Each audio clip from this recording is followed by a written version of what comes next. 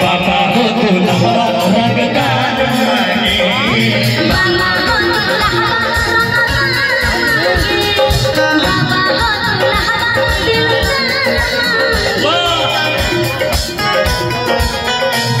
मेहंदी सजा के रखना, मेहंदी लगा के रखना, डोली सजा के रखना। आएंगे दूल्हे राजा, आएंगे दूल्हे राजा, दरवाजा खुला रखना।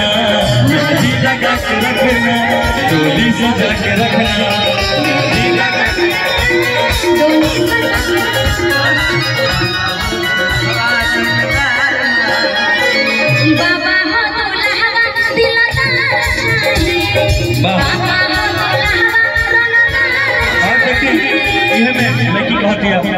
हम चार को समाजी बाबा का रब जगो जल चढ़ाईला से जादी सर धजाए मोरा पो। लड़का कहता ओके सुंदर सुशील भेरी ठाइन आ कद बेल के पतइए है पसंद कि सुगा लेखा देवर रसदार मांगी। बाबा हो दुल्हा रंगदार मांगी।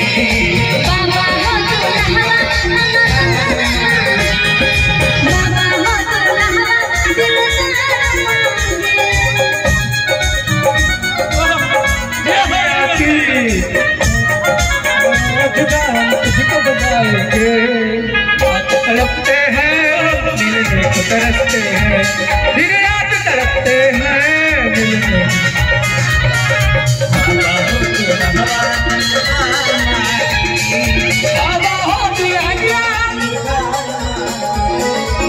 अब देखिए हम तुम्हें लड़की बहुत क्या मुझे कौन चाहे करिया बाकी का रे दुल्हा हम ही होखी जिंदगी के ओकरा आखिरी प्यार।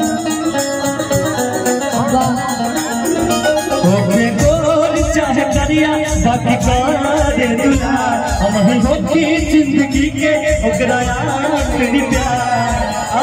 लड़का कहता जोड़ी जैसे लगैलो सीधे के मंत्र मारो सही नितेश के। जोड़ी जैसे लगैलो सीधे के मंत्र मारो सही नितेश के। लड़का कहता मिर्चा लेखा सासू झालदार मांगे।